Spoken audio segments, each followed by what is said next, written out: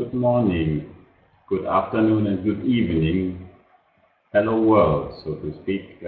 We are happy that you participate into the seventh webinar of the DEOSNet, network of young and more senior experts on environmental policies from all over the world, but mainly by the name you may infer from Germany and the US. We are a multidisciplinary team of social scientists, international law, political economy, and social anthropology. I'm Raimund Schwarze, your host in this webinar, the head of climate economics at the Helmholtz Center for Environmental Research, abbreviated often as UFZ, and also holding a chair for international environmental economics at the Viadrina University in Frankfurt.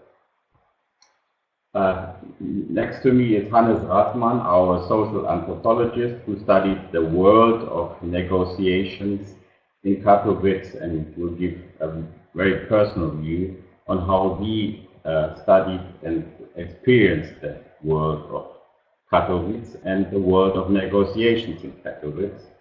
And with us also is Oleg Suschenko. He is an expert on climate finance from the Kiev National Economic University and connected to our webinar from Hamburg. And he is ready to answer all your questions as we are along the chat. So please use the chat as much as you can to deliver some questions on the seminar to us.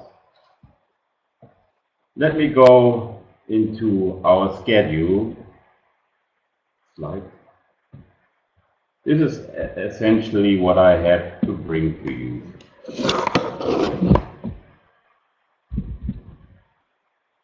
I will firstly talk about the global emissions, the trends and the composition of it.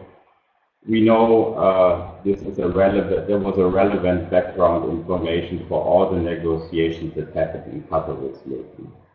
And I will talk about the climate change impact from a regional and as well as a global perspective. I will give you a brief and really 101 overview on the UNFCCC, the United Nations Climate Politics, so-called Framework Convention on Climate Change, from the very beginning in 1992 to today, that is COP24 in Katowice, and try to hammer out, so to speak, the long-term perspective of developments to be able to place COP24 in such a long-term development perspective. Hannes will then talk about Katowice, as I said, the location of the conference, its history, and the story of what happens today and what happens in the last few weeks at COP24. I will give you the main results of COP22, which are two, in fact. The one is the so-called Katowice Rulebook on implementing the Paris Agreement, and the Katowice package, which contains the Rulebook of Katowice, but much more elements. And I hope you're curious to understand or to know about this, the package, the Christmas package you get from Katowice, and we all got. And so that I will wrap this up into what we took at least from the negotiations. So let's move to the issue of global emissions.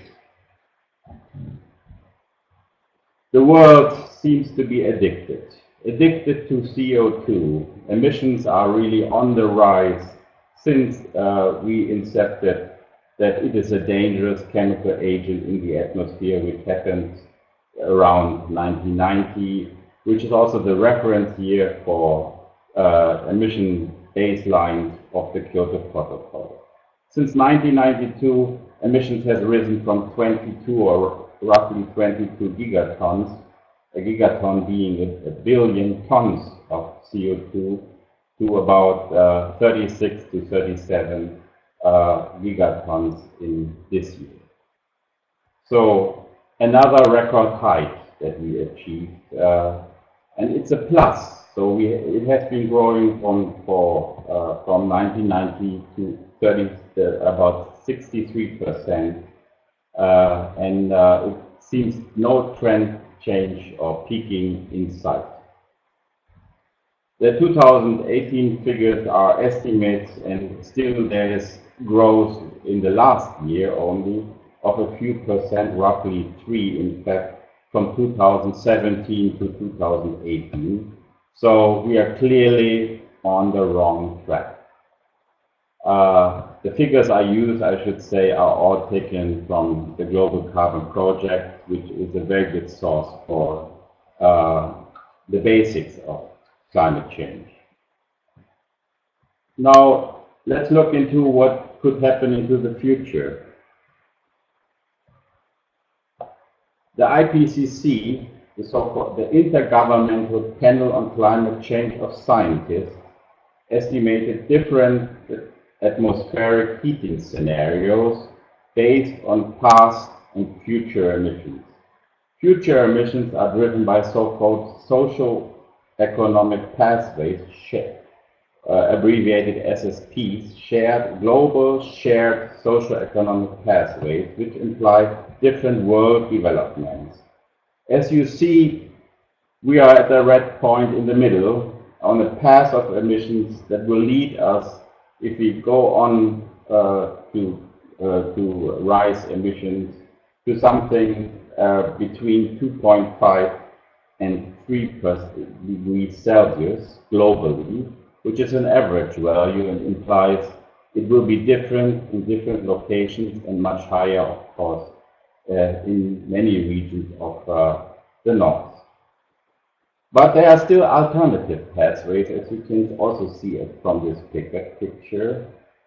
And one thing you should infer from the graph is the later we start to mitigate, the more we have to tap on what is called negative emissions, which still drives economic development but takes out the CO2 produced from the atmosphere, include technologies such as bioenergy with carbon storage, abbreviated often BECCS.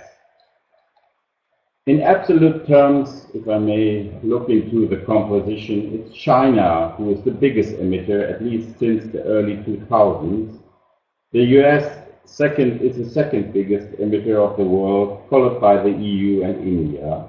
Interestingly, US emissions has been declining since the beginning of the millennium, substantially in fact. The EU, while stagnated, and there's only a minimal decrease of emissions in the very same period, while China and India have risen in output and emissions. This can be seen and is often seen as an effect of shifting CO2-intensive production to countries such as China and India from the EU or the US.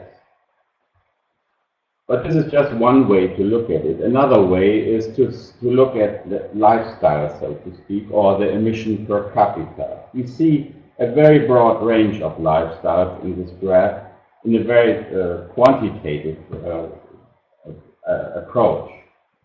As you see, the emissions per capita in the US is the highest by far.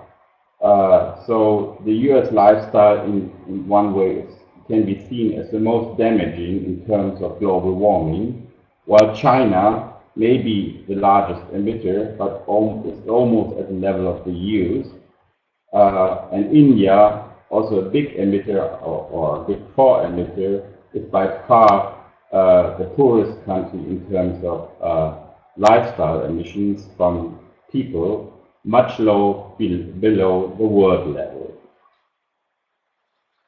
Just to look and to close up this view at the latest developments in the last 2 years.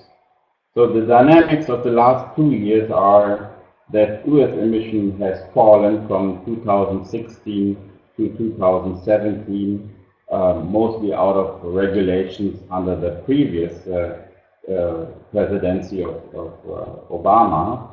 while China has grown at a very low rate, that can make many people were quite optimistic that China started to grow in emissions quite at a very low level in the last year or 2 years ago.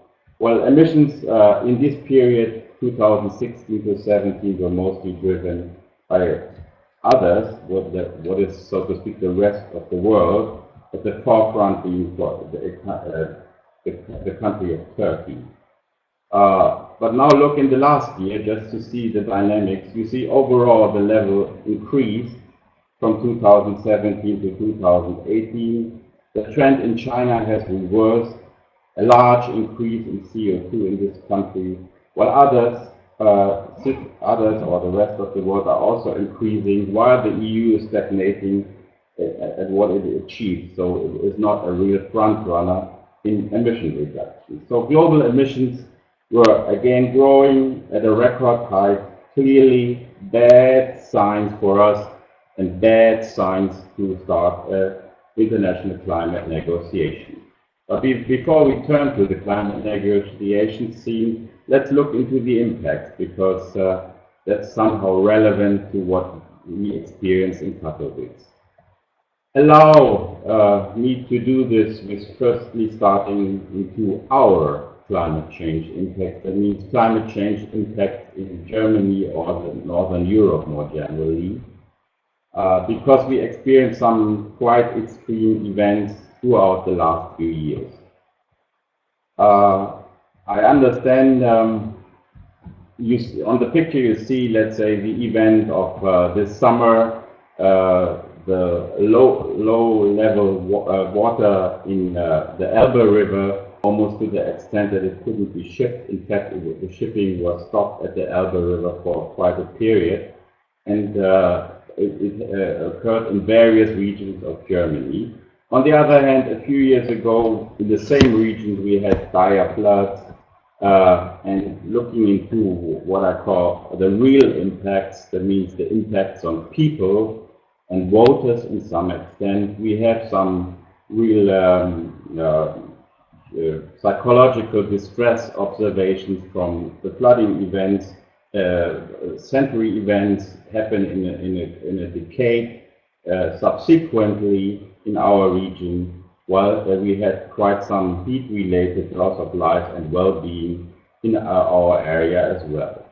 But this is our area. Please allow me to see how this is reflected in the IPCC findings. The picture not being the nicest, but it will teach us a lot about how future negotiations will be structured, because these are a way to look into the impacts in terms of the risks.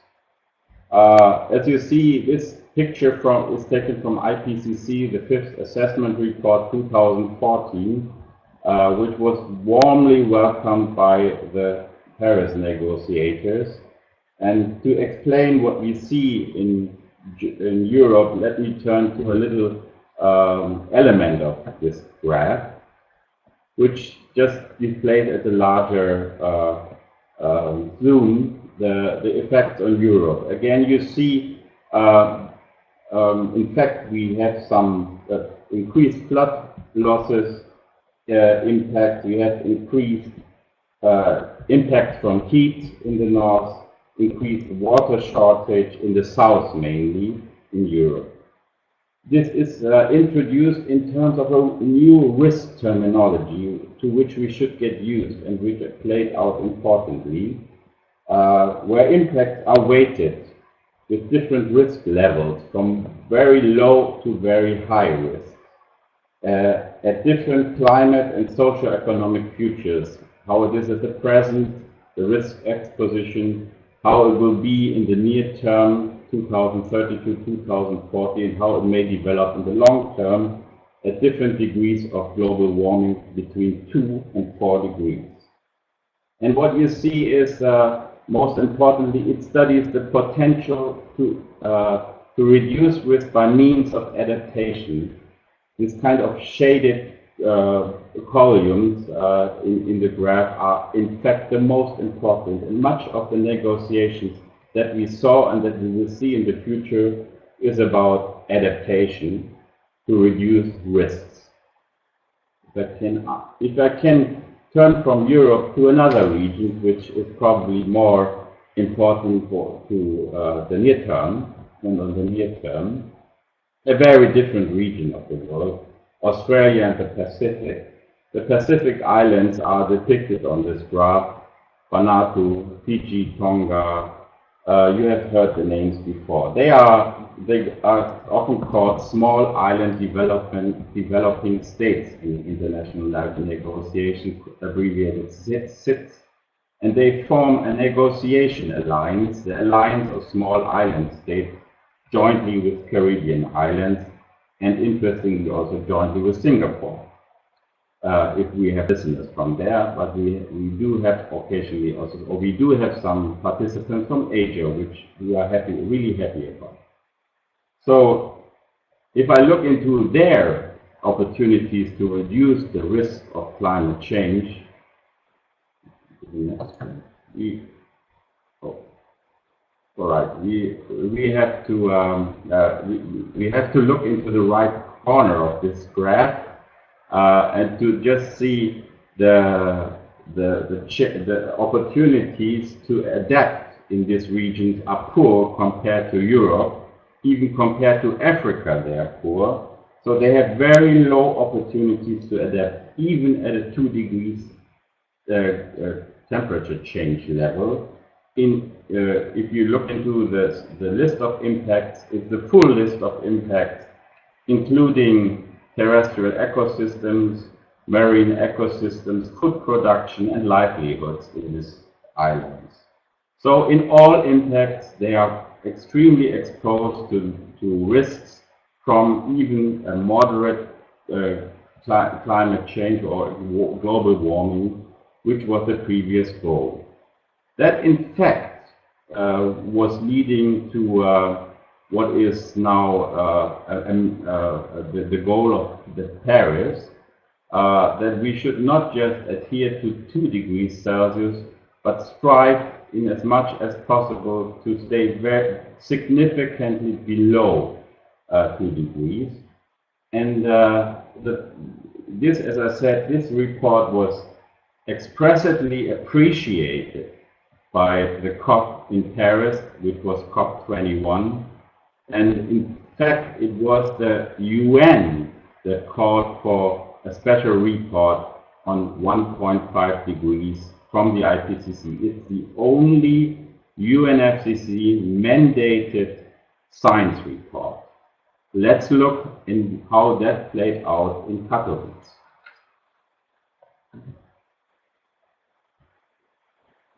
We will see that in a moment much clearer.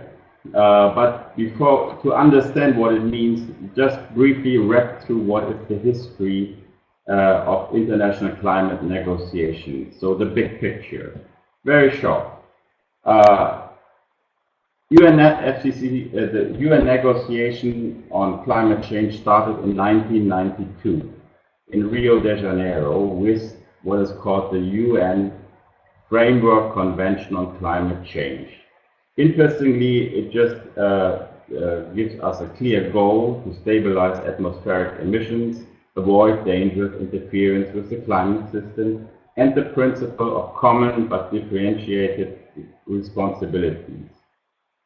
UNFCCC resulted in 1997 in the Kyoto Protocol with legally binding commitments to reduce emissions from 37 developed countries, including initially the US, that aim to reduce a basket of 6 greenhouse gases by roughly 5% compared to 1990. For the EU, it was a little more, 8% in 2012. Then came the great fog, so to speak, on the road from Kyoto, which happened in the city of Copenhagen, the city of hope it was called, but hope turned bad, and resulted in the breakdown of negotiation, which in some turn ultimately led to the so-called Paris Agreement, and with the key elements of the 2-degree goals, significantly lower, if possible, the Green Climate Fund, voluntary pledges to reduce emissions, so-called national determined contributions, an accounting framework which is common to all, and a global stocktake which shall give us some indications whether we are on the right track or on the wrong track. If we are on the wrong track, a mechanism was invented called the ratcheting and transparency mechanism. So let me look into what happened, or what are the elements from Paris, which are called the road through Paris. For Katowice, most important, it was the so-called ratcheting and transparency mechanism, which can be characterized as a monitoring based on a unified reporting framework or unified reporting system, which, however, turned a little more flexible than initially planned by the inventors by a process called differentiation. But only we have 3 categories in reporting: reporting of developing countries, reporting of least developed countries and SIDS. You remember, this was a small island developing states, and other countries. So just 3 classes of reporting. China, most importantly, accepted to a reporting format comparable to the developed countries. So same standards for most of the most important emitters. There are no sanctions foreseen in this process of ratcheting, except for naming and shaming. But now, after the meeting in Katowice, we have some implicit sanctions added to the naming and shaming process. That is the use of market mechanisms and requirements which have to be fulfilled to take part in the market mechanisms, which are to adhere to exactly this system of reporting.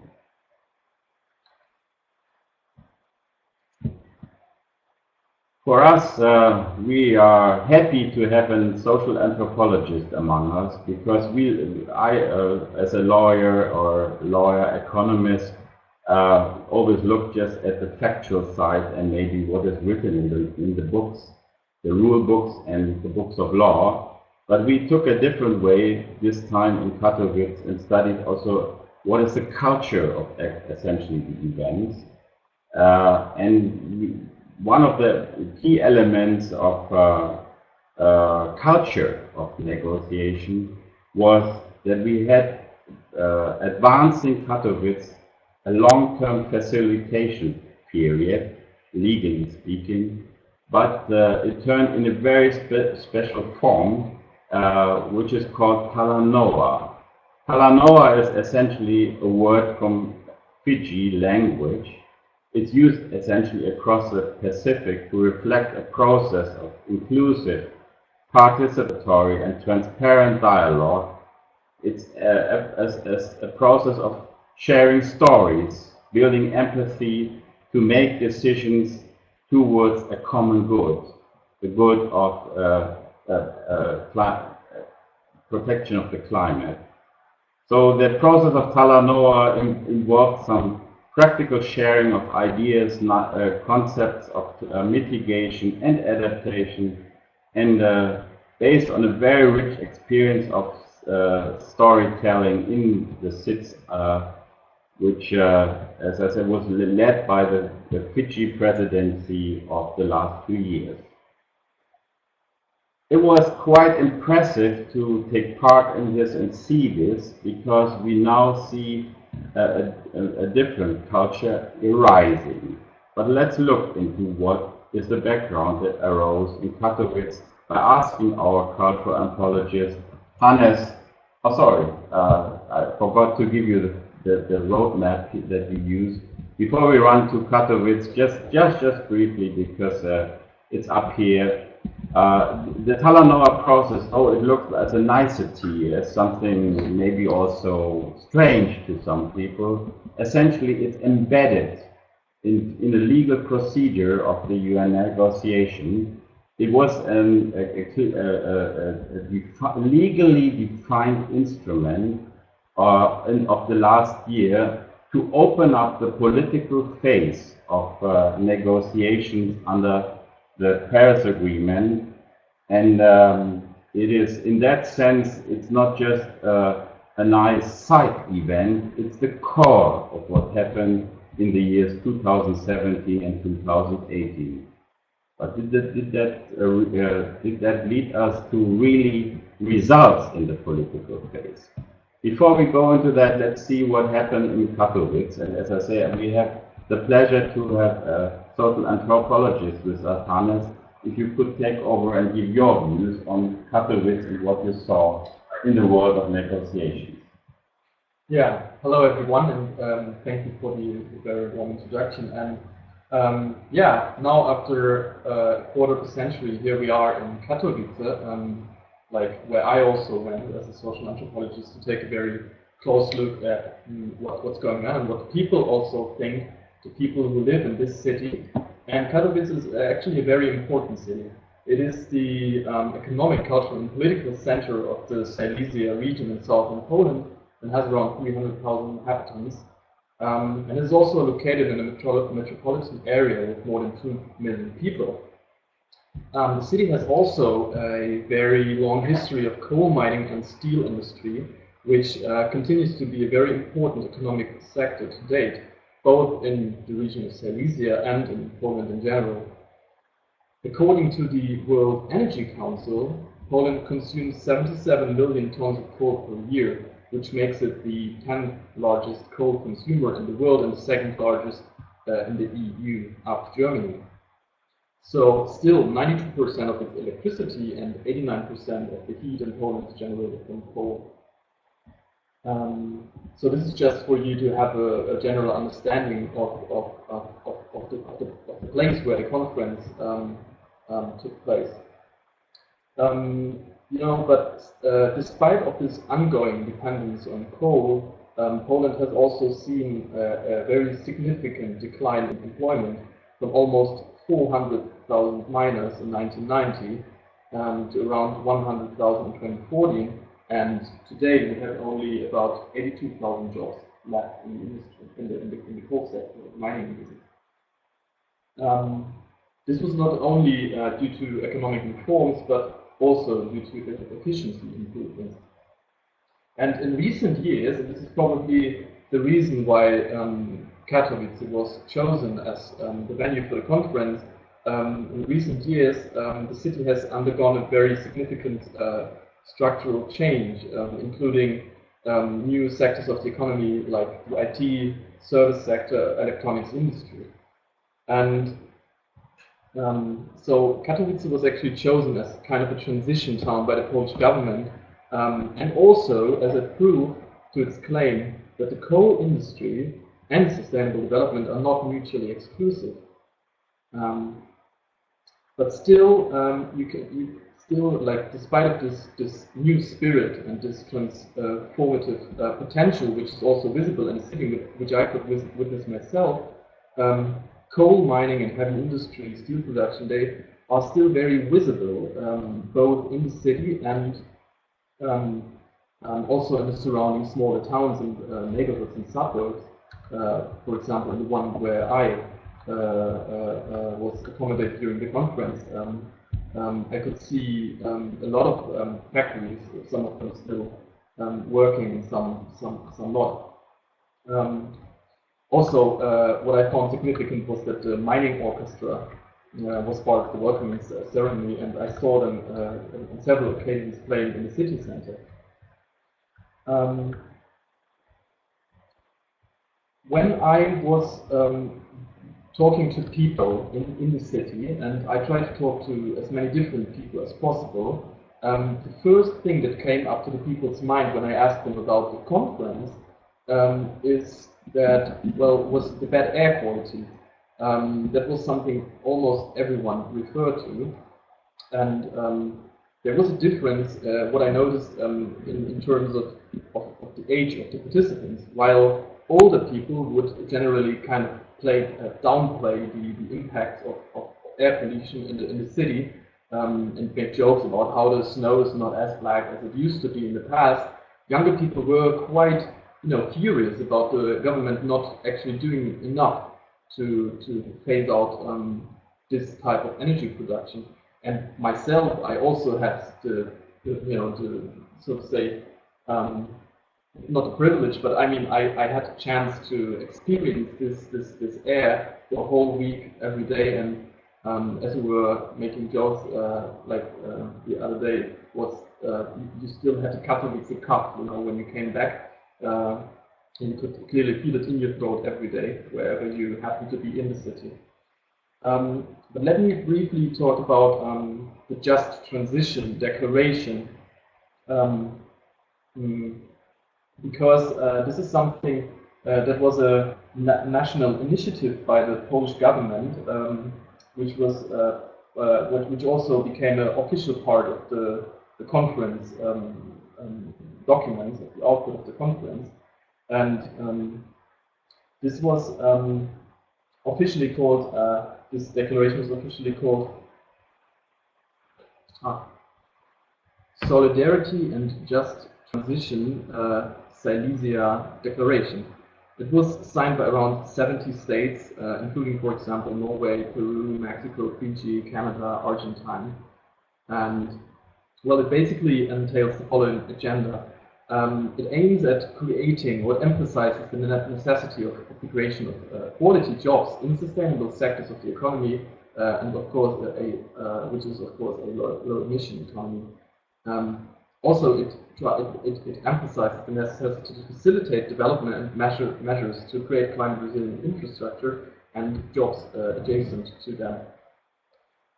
Also, it wants to expand existing low greenhouse gas sectors of the economy and create additional jobs in those sectors. And it makes very clear that the challenges faced by those sectors, cities and regions, and the people who are employed in the sectors have to be taken seriously and have to be recognized in order to achieve a transition away from the fossil fuels and high emission industries. And in the document also says that it should be that this just transition should be a participatory process and a social dialogue that involves everyone who's concerned. Not concerned, but the declaration was perceived by what was met with mixed feelings by different protagonists. For example, the International Trade Union Confederation welcomed the declaration, saying it means that the workers and their unions will have a seat at the negotiation table. The IDDRI, an independent policy research institute, also endorsed the initiative by the Polish government, emphasizing that the Silesian case shows a positive version of anti-synergy between the energy transition and the need for redevelopment. It, however, also warned that the risk is that it may also act as a subtle means of alerting and insisting on the collateral damage of the transition in order to limit its scope and its depth. A more skeptical comment came from the EU Active, a European news portal, which criticized the declaration was in no connection to the climate ambition or any specific energy projects which involve local communities.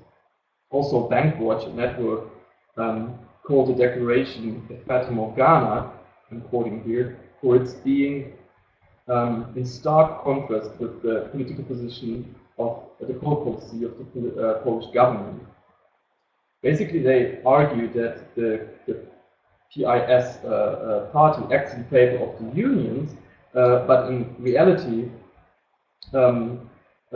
it is not doing enough for the workers, because this transition, I have to cut down here because we're running out of time.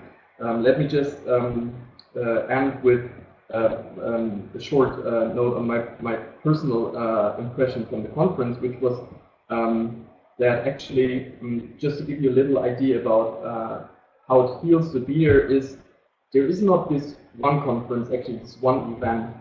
It is more like there are so many people doing so many things at the same time, the national pavilions or in the stands of NGOs or technology developers, and I really gave me the feeling that there is not this one attention also. So it's very divided, and I think to some extent people really kind of remain in the very sphere they or in the mandated sphere they have to the conference. Maybe if there's time at the end, I can tell you a little more about my impressions from this. But stark contrast is a very good term to continue with the negotiation lines. We heard about the Talanoa. The Talanoa, an inclusive process geared at a global good, the atmosphere. And we now heard about the just transition of Silesia, a regional approach very much geared towards regional economic impacts such as quality jobs. So which narrative now leads us into the political phase of negotiation? That was the question to be resolved in Katowice. And that somehow was structuring also the outcomes of Katowice. As I say, the outcomes of Katowice are various, at least two.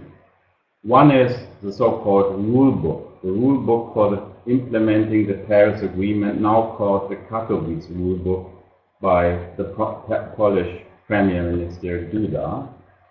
So there was the rule book to give us some clear understanding on what are national determined contribution or NDCs, what are market mechanisms, what are adaptation communication, how they are going to structure and what are elements of that, what kind of finance needs to be reported, and to see how technology transfer can work.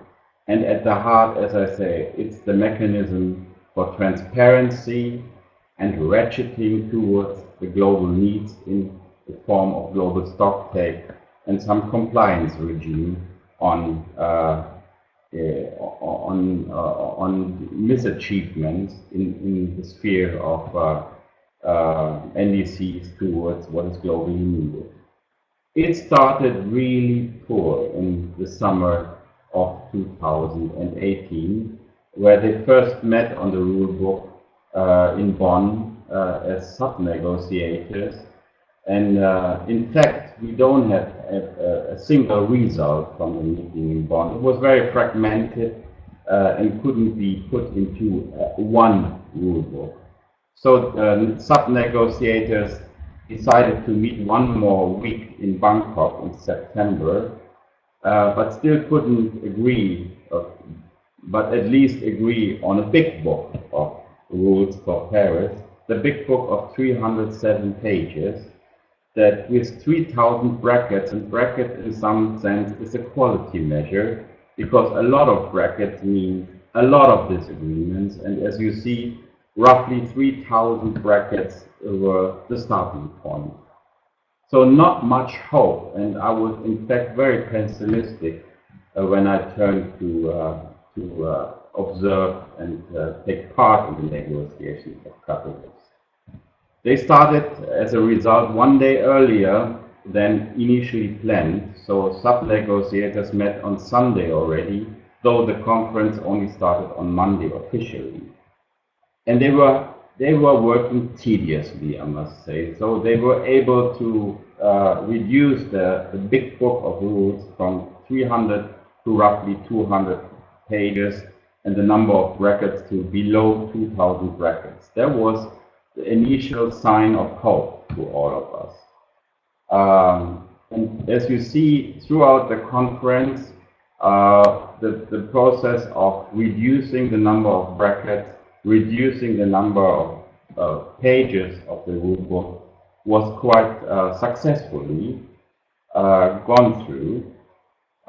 So we start with roughly now 110 pages in the NDC cycles of implementing the Paris Agreement, And as you see, without going into details, we can postpone to the question and answer session of this webinar.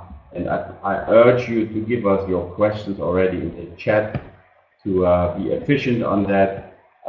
You see, in the end, it was just the element of market mechanism, so the red block that was combated, and the red block was taken out and postponed to the next negotiation round to take part in Chile. As I said, there was a rule book, a real success. But let us look into the larger package, because that's equally important on our view.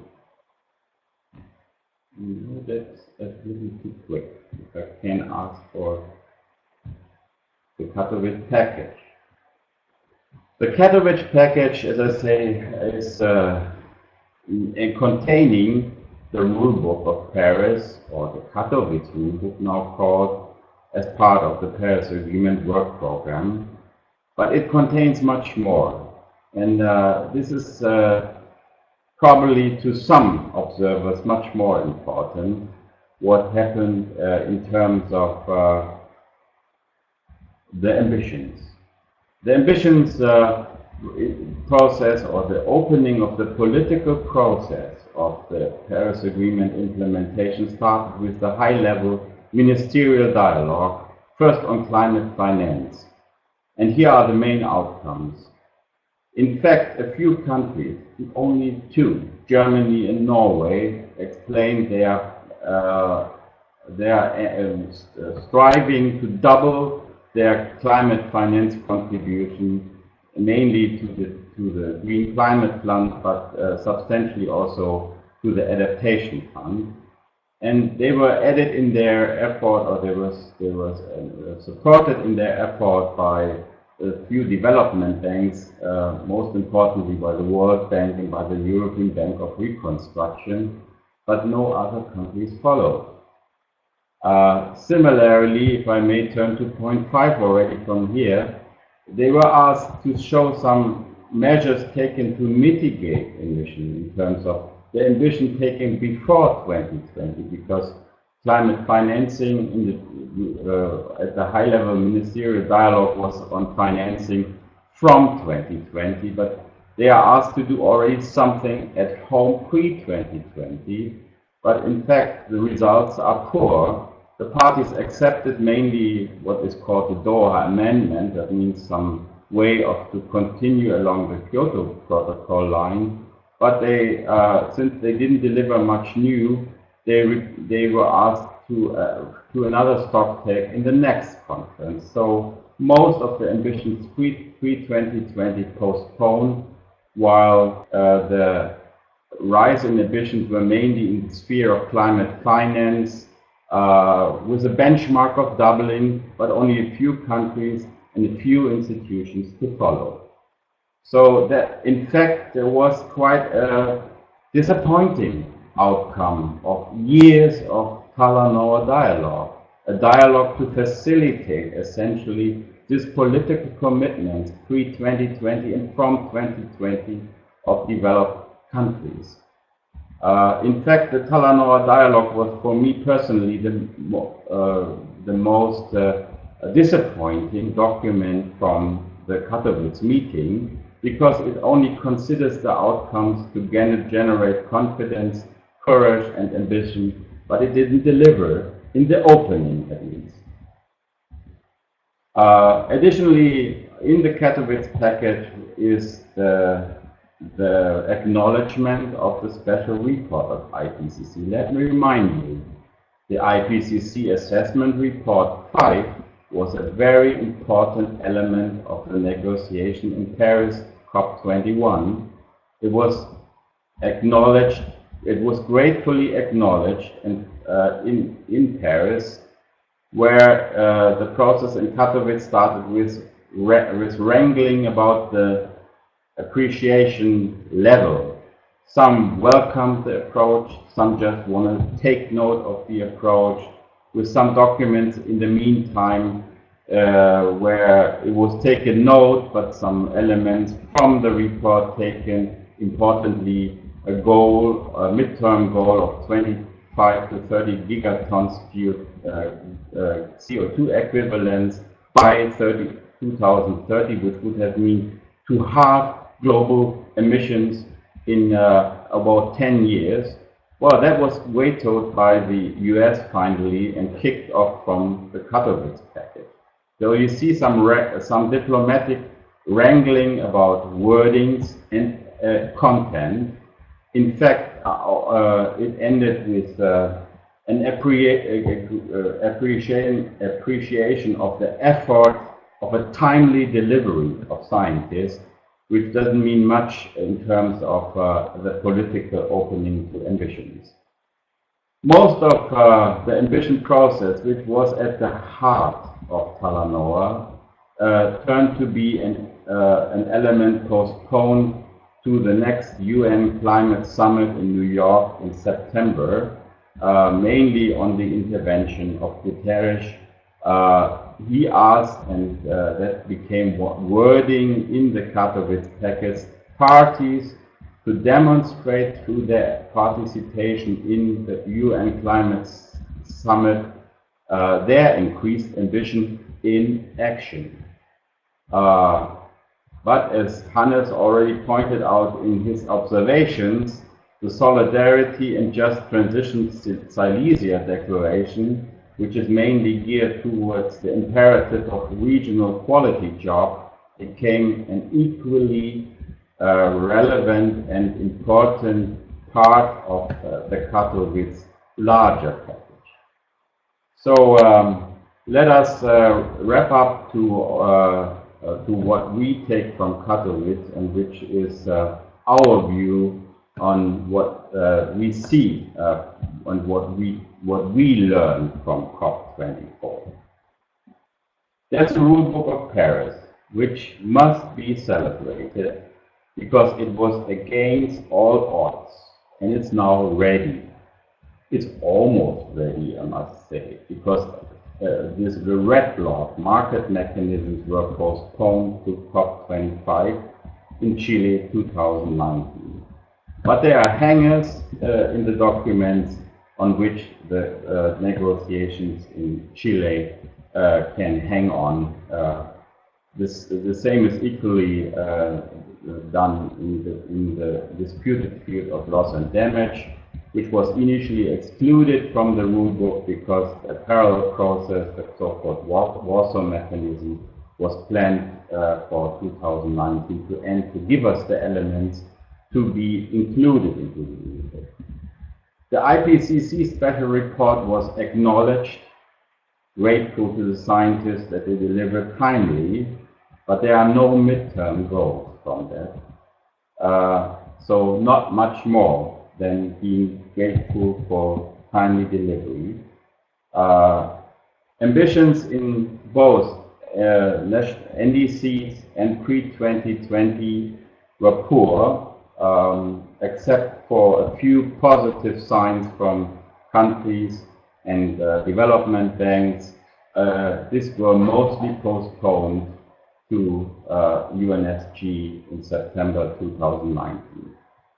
So turning to our multidisciplinary new approach, which goes beyond looking at the legal and economic elements and national interest involved here, we see some facing headwinds to the negotiations.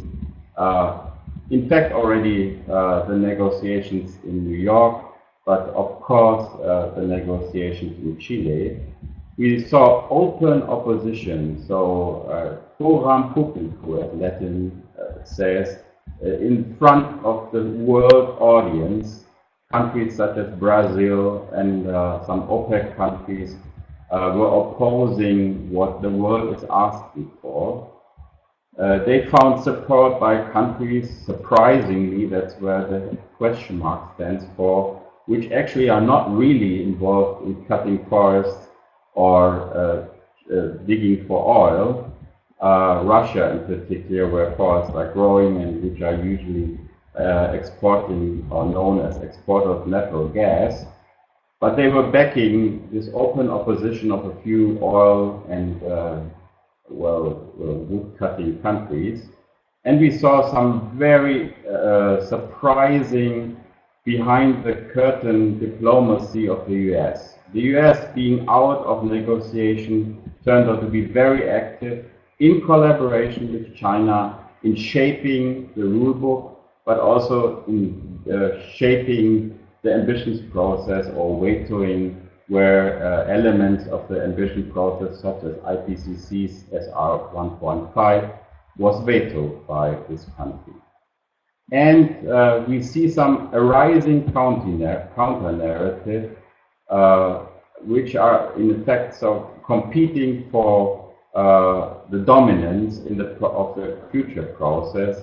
Will we go along a narrative of inclusiveness, global goods, and the most vulnerable exposed to climate change, as we have learned, small island states in particular, or will we go to a more regional and national approach, still serious in terms of exposure of transition, but obviously in contrast, rather than multilateral, they're national. So let me wrap up our talk at this point. We exceeded our time a little. We apologize, but I hope you could get some ideas, questions, comments from our very personal observations and feelings during this 2 weeks of negotiations. Stefan? Yes, I can do, of course.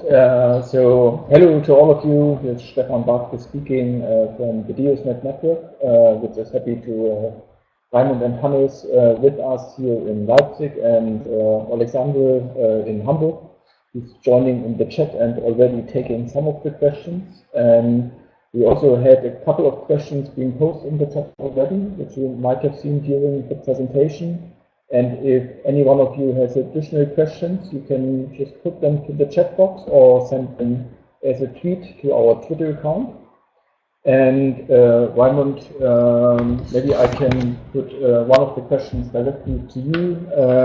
Snoop was asking what type of sanctions were discussed in Katowice at the COP to secure compliance with the Paris Rule Book. And you told us about the naming and shaming. Is that all, or and how effective can that be? What is your opinion about it, and maybe what else can you reply? Well, naming and shaming is a very common process in international law. So we are, this is, so to speak, the first and most, as I say, most common approach used in many fields, let's say, the World Health Organization in combating diseases, etc. It proved to be quite successful, much against expectations of many lay people or non-observers in this field. But of course, this somehow is a very weak sanctioning mechanism. And one of the achievements of the Katowice negotiation, or let's say out of the larger rulebook negotiations of the last year, was to also define what I call an implicit sanctioning mechanism. Market mechanisms are to the advantage of the participating countries, and if they require a close observation and following towards the rules of NDCs, accountancy, and also transparency, they can build an implicit sanction to those who don't obey to the rules, because they are excluded from the market mechanism process. So I feel overall this is a kind of a reliable, trusted approach in international law, which was enhanced by an economic incentive mechanism as an additional sanctioning. And to that extent, the rule book achieved towards the expectation. In my view, it overachieved. Hannes, is that something you'd like to add on from your background? Is naming and shaming a strategy where you think that also between states we can expect a positive outcome or an effective outcome? Well, I think it depends on whom you ask, and I mean, I was also at the main demonstration, the so-called Climate March for Climate, which took place on Saturday, right in the middle of the conference. And I think a lot of people there showed their anger about what they perceive as a real lack of progress. And if you ask them, I think you'd probably get the answer for many of them that this naming and shaming is not enough, and that they would really like to have some sanction mechanisms probably in place in order to achieve something. Yeah, that's what I think from this perspective, if you want to do it. Okay. Then I do see a discussion evolving in the chat box about the role of population growth in this whole context. So the question which role overpopulation might play, and also a discussion if it's really about the overpopulation or the movement of people into cities, the urbanization processes, or if it is about consumption processes of those people becoming more and more. Alexandria has also answered to some of those questions in between, but maybe you have a specific view that you would like to bring in, Hannes or Raimund, the growth of population, any rules needed in that regard from your point of view? Well, I personally think it's an important issue in terms of humanity increasing, and also on the move to cities, and of course the humanity moving to cities means larger density, and larger density can be a chance to resolve the issue of CO2 emissions in some form. There are ups and downs to density, but one thing is, yes, it brings to the forefront the issue of urbanization, mostly in terms of climate change, and we saw some very active involvement of cities, city networks, such as eClay, C40, the Compact of Mayors, in the negotiation process. They were forming a sideline, very visible in the negotiation process. Or Hannes, did you experience them differently? Or did you see the cities and mayors around? No, I have not bumped into one of those. Though I'd like to add something also to this question concerning overpopulation, and partly it was already answered by another question in the chat box, which referred to consumption patterns and lifestyles. And I think you also said in the beginning of your presentation, Mr. Schwarzer, that the lifestyles clearly display a huge gap in terms of how much emissions they produce. So I would like to emphasize that I agree with the gentleman in the chat box that maybe consumption patterns and lifestyles are, at least they have to be talked about when it comes to overpopulation. It has to be something we talk about. And also, from my experience, I talked to some people during the conference from those small Pacific island states, low-lying Pacific island states, and from various countries, from Africa, for example.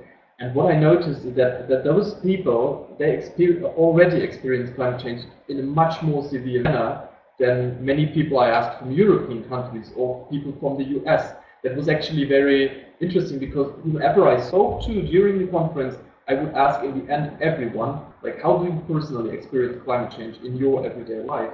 And I really had the feeling that I could, of course, this was not a statistical of this observation or anything, it's just, you know, more as a feeling, like that those people who usually also politically claim that they suffer the most severe consequences of climate change already, also those people from those regions told me personally that they actually do so.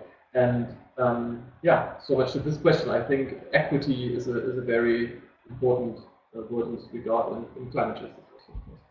Okay.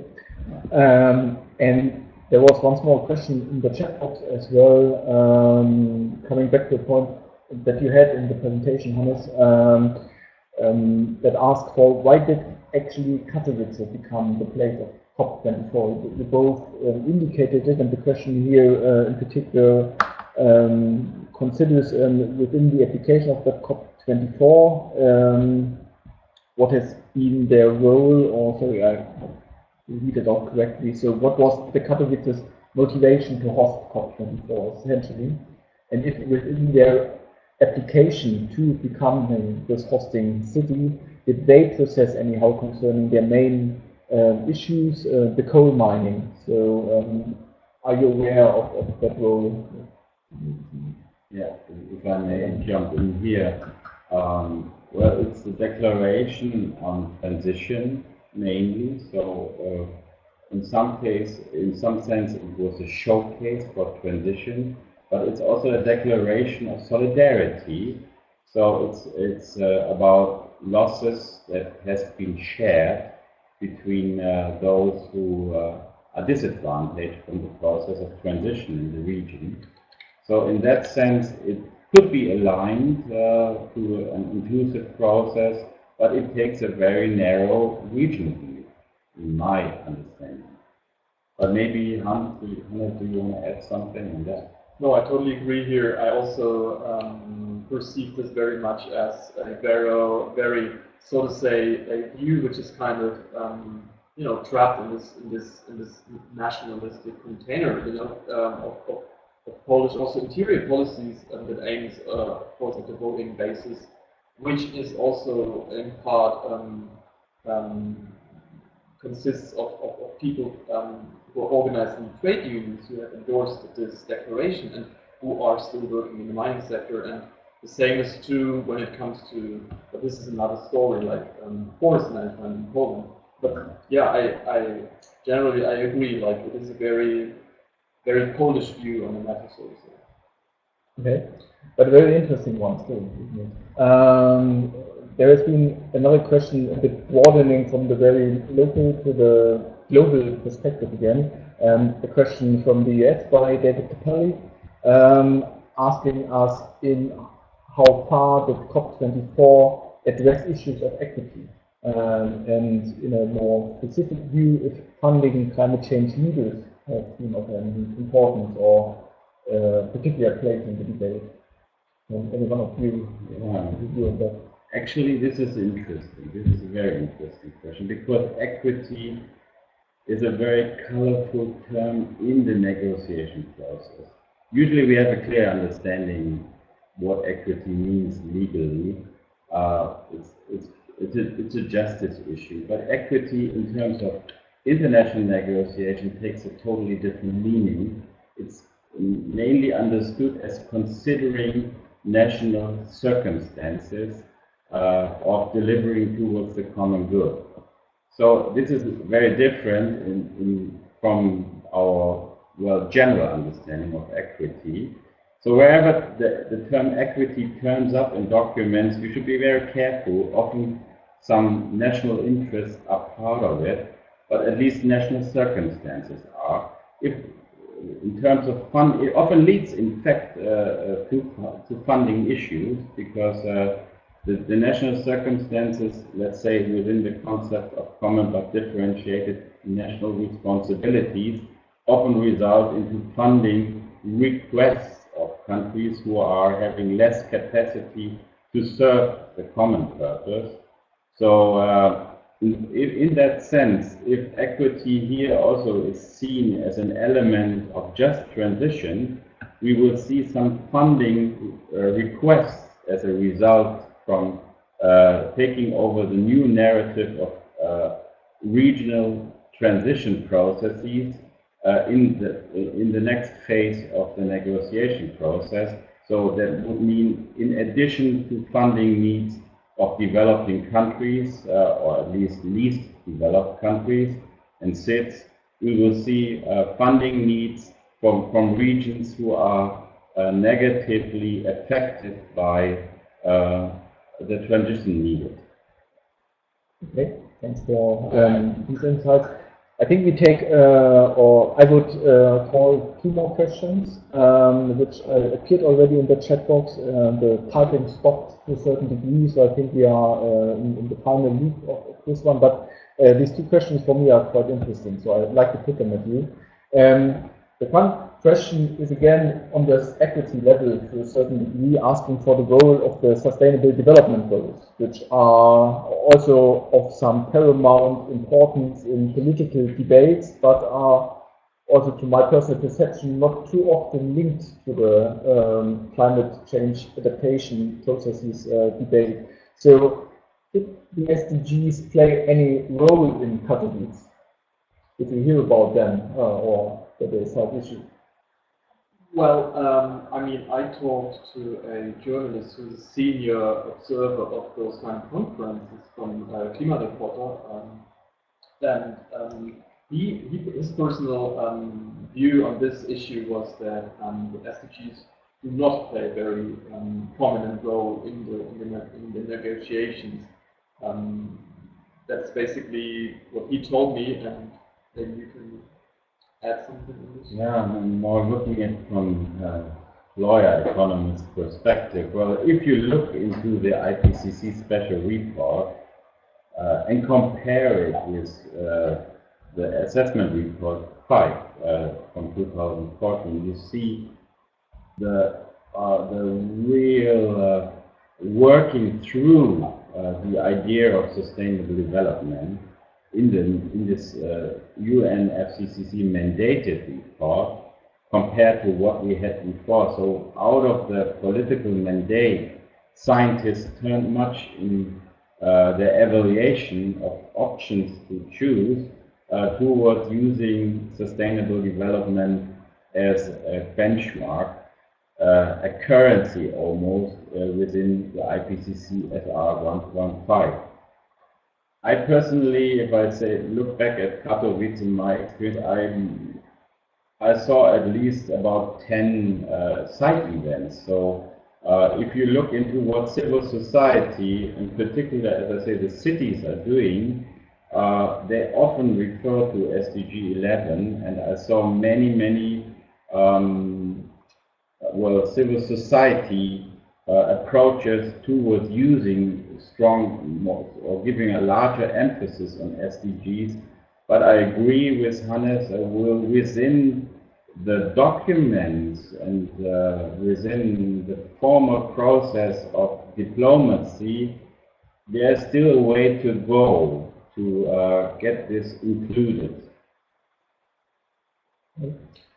Thanks, gentlemen, for this insight. I have 2 questions for the final one. It is brought up by Kirsten Florentine-Weber, pointing us to the location of the next COP negotiations, as she puts it, to be placed in Santiago, another city maybe not too invited from point of its air quality. So maybe you have a thought why it is cities obviously facing human development and heritage in a maybe industrial data sense of environmental impacts are so keen on hosting that event. Maybe you have a spontaneous one. But the other questions will be there. Will you be able to have your insights next year from Santiago? So personally, I plan to be there. I'm not sure it's actually taking place in Santiago de Chile or any other place of Chile, but let's say it could be, and I would plan to take part in the Chilean negotiation round, because it's a very important element lacking. As I said, the implicit sanctioning mechanism will be created and designed in Chile, and the Paris rulebook will be incomplete and ineffective if no success is struck in Santiago. And the climate finance, which is our main area of research in our institute, USZ, will be very much involved in concrete side events on designing market mechanisms and finance mechanisms. So basically I plan with regard to the choice of Santiago or Chile in general, I'm actually quite happy, and in difference to our participants' opinion. It may be ugly, I'm not sure, because I have never been in my life in Santiago, but I know the alternative would have been Bolsonaro's Rio de Janeiro, which is maybe a nicer place, which I also don't know if I haven't been there as well. But one thing I know, it would have been a presidency under the new government of Brazil, which played a very adverse, negative role in Katowice already in the last few minutes. It took me 14 hours to the final documents to hammer out a postponement deal towards the intervention that came from Rio de Janeiro under the new government. So I'm actually perfectly happy however the city of Santiago looks, as long as we have a different presidency from Latin America, and it's supposed to be in Latin America according to UN rules. Well, I mean, I personally, I will be in Chile in the very near future, but not primarily to have an insight on the location or anything like that, because privately going there with my wife. And I think I can agree with Mr. Schwarzer that I think it moves global attention to Latin America, and this is especially important since those recent events in Brazil, which you have described. And I have talked to people from Brazil, like some scientists, but also people from the current government, and I can feel that there is a real, I mean, those people have told me there's a real transition underway, and those people are really worried that what's going to happen on a political level. There's also the question of who's going to take up the leadership role in the LAC bloc, negotiation bloc. And I think in this regard, it will be very interesting to see how the conference plays out in Santiago. Thank you both, Hannes, Raimund, and also to Alexandre, who from the chat from Hamburg was supporting in answering a lot of questions. Thanks to all the participants from around the globe. It's been up to 50 during the round. If you want to get in touch with Hannes or Raimund or Alexandre, they are all partners in the DIOSNet network. So you can just go to our to one of our sites mentioned in the lower left side and join the network, continue their discussions, and also meet other interesting practitioners, scientists interested in making, in particular, urban cities, urban environments more sustainable. Find out about more, visit us there, and with saying that thanks to all for joining us. Those of the core group, just stay online, and to all others of you, thanks for having been with us. Thanks, Anna. Yes, bye-bye. Dzień dobry and dobra noche to some of you. So have a good night and have a perfect day wherever you are. That was Polish.